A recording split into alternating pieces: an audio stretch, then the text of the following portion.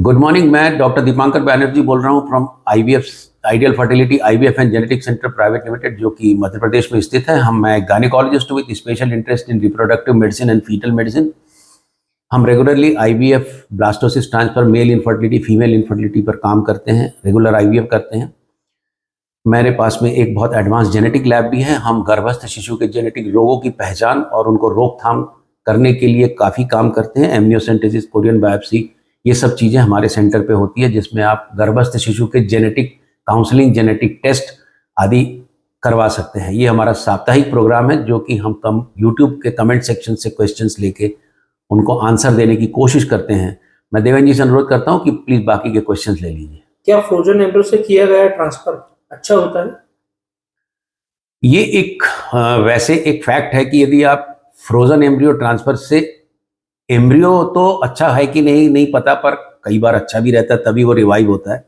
दूसरी बात, जो एंडोमेट्रियम होता है फ्रेश आईवीएफ में जब हम इंजेक्शंस लगा के अंडे बनाते हैं, जो उससे हार्मोन बनता है, स्पेशली ईस्ट्रोजन नाम का हार्मोन, वो बच्चेदानी की लाइनिंग को ओवर इफेक्ट करता है। मतलब उसको जरूरत से ज़्यादा हार्मोन मिलता है, जिसके कारण हो सकता है कि इम्प्लांटेशन कम हो, बट ऐसा नहीं है कि नहीं होता, उसमें भी बहुत अच्छा काम होता है।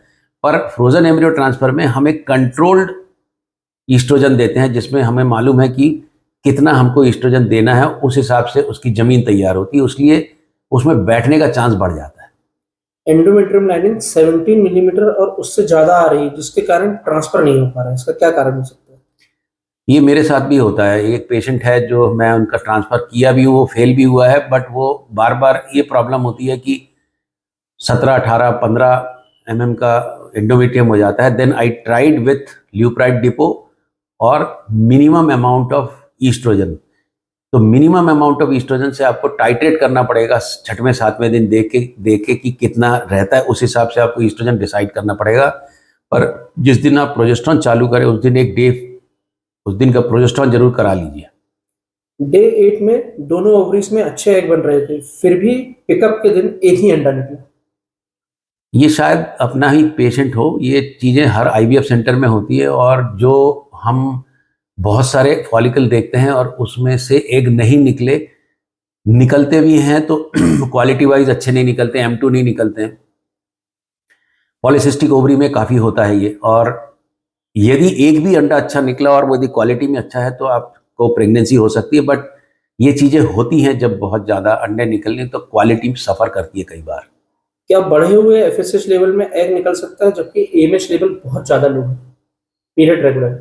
पीरियड रेगुलर है, आपका AMH कम है, आपका FSH ज़्यादा है, मतलब आप प्राइमरी ओवेरियन फेलियर की तरफ जा रहे हैं।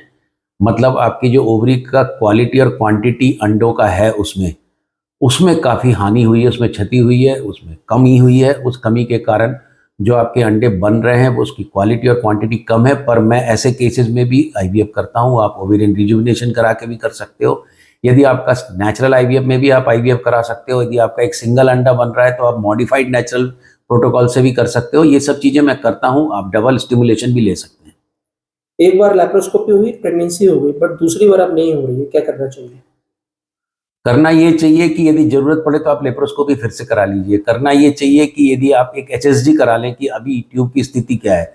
यदि ट्यूब की स्थिति अच्छी नहीं है और आपको बच्चे का बहुत चाहत है, तो लेप्रोस्कोपी तो करा सकते हैं। पर यदि उम्र रहते आप अपना आईवीएफ करा के भ्रूण बना लीजिए, आईवीएफ करा लीजिए। कई बार ऐसा होता है, एक बच्चा रहता है और काफ़ी दिनों बाद बच्चे के प्रेशर के कारण या आपकी इच्छा के कारण आपको इच्छा होती है कि एक बच्चा और होना चाहिए, तो नेचुरली नहीं हो पाता और आपका AMH कम होने लगता है। ऐसे केसेस काफ़ी आते हैं। तो उस केस में चूंकि उसको पहले नेचुरल प्रेगनेंसी हो रखी है, तो हम उसका आईवीएफ क्यों करें। बट यदि नेचुरल के लिए ट्राई करें, तो जो टाइम बीतेगा उस हिसाब से जो AMH में कमी होगी, तो प्रेगनेंसी होने का चांस भी घटने लगता है। तो आपको एक बैलेंस करना पड़ता है कि आप क्या करें। सुनने और जुड़ने के लिए बहुत बहुत धन्यवाद। Again request from my side, please subscribe our channel. Thanks a lot for patient listening.